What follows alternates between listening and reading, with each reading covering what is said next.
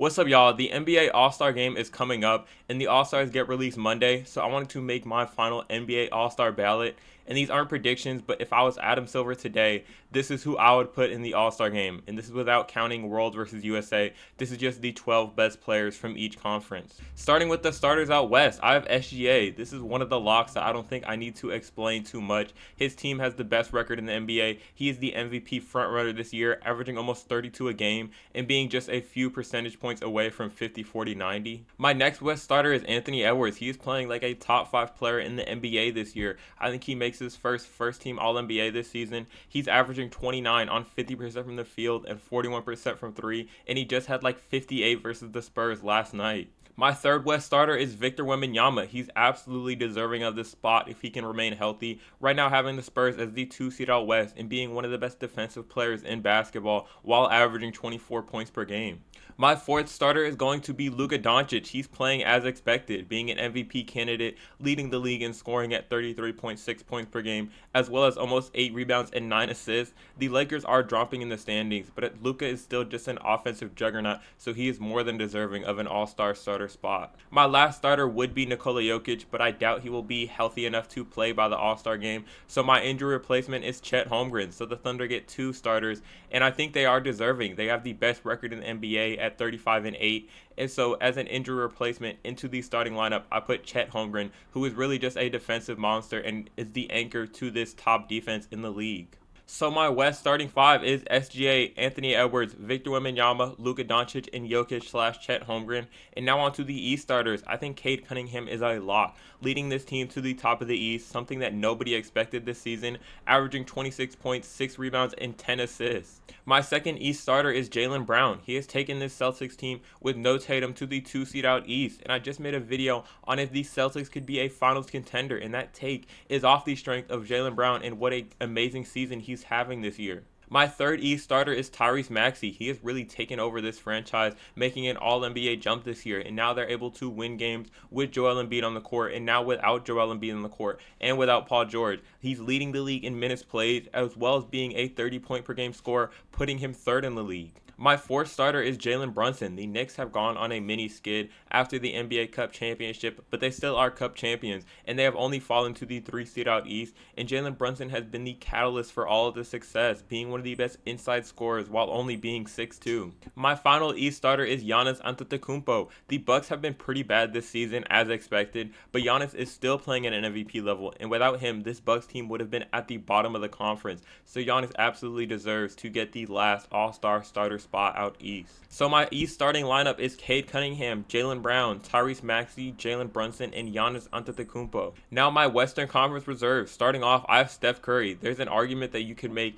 that he should be a starter this season. He's in year 17 and still looks like he can be borderline All-NBA, still being a 28 point per game scorer, shooting 39% from 3 on 12 attempts a game. My second Western Conference reserve is Kevin Durant. Similar to Steph, he is in year 18 and putting up amazing numbers. The Rockets have really started to feel the loss of point guard play recently, but it would be a lot worse if they didn't have one of the best pure scorers in the history of basketball, being 37 and still just a percentage point away from 50, 40, 90 this season. My third reserve is Denny Abdia. I think he makes his first All-Star game. He is a lot of people's most improved player pick, and he's just a major downhill threat that plays through contact, and the Blazers haven't seen a lot of success this season, still being in the play-in range, but Denny is still averaging 26, 7, and 7, so he's deserving of this first All-Star selection. My fourth reserve is Jamal Murray, and he might not make it in reality because of how great the world guards are between Luka Doncic, Shai Gilgeous-Alexander, but the Nuggets have dealt with injuries all season, and Jamal Murray has been their constant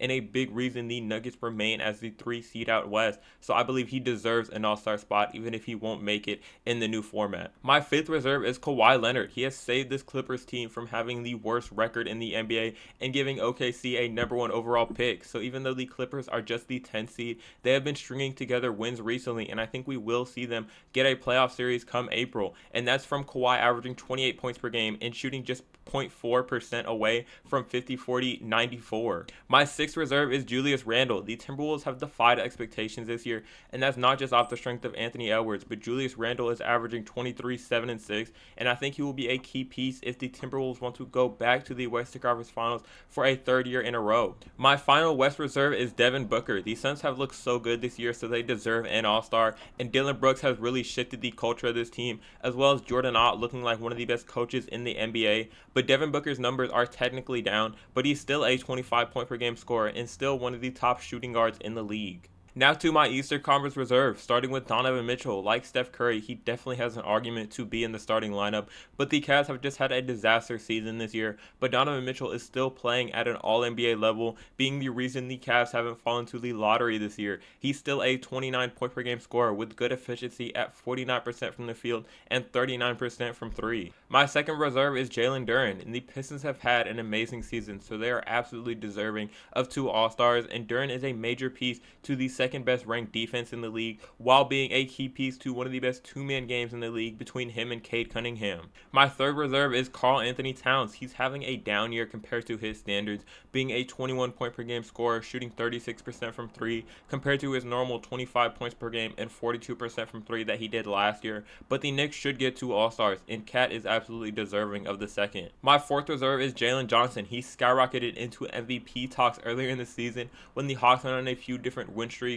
but now they have fallen to the 10 seed, but he's still averaging 23, 10, and 8, so he's absolutely deserving of an All-Star selection at the least. My fifth reserve is Paolo Banchero. The Magic should absolutely get an All-Star selection, and I was debating between Paolo and Franz, and I do think Franz will end up making it for Team World, so I wanted to give love to Paolo on my ballot. Paolo has been in a slump this year, but he's still a 21 point per game scorer to go with 9 rebounds and 5 assists. My sixth reserve is Scotty Barnes. The Raptors have had a lot more success than what I thought they would have preseason, and that's credit to Scotty, Ingram, and RJ Barrett, but Scotty is able to switch 1 through 5 while being a 20 point per game scorer. My final reserve is Bam Adebayo. It was a toss-up for me between Bam and Norman Powell, but Bam's defense is something that Norman just doesn't have. The Heat are first in pace, so they get up and down the court quick, and they're able to cause turnovers and be an 8th ranked defense because they have Bam Adebayo as that anchor, and he's still averaging 17 points, 9.5 rebounds, and almost 3 assists a game. That is my 24-man All-Star ballot, and I know there are plenty of snubs. I didn't put LeBron James on my list when I know he's going to make it in real life, so I wanted to show love to other guys. Trey Murphy III is someone who I wanted to put on my ballot, but the Pelicans are the worst team in the league, so they're not deserving of an All-Star. But that's the beauty of the league. There are at least 30 All-Star level guys, so y'all let me know who y'all think got snubbed, and give me y'all's All-Star ballots in the comments.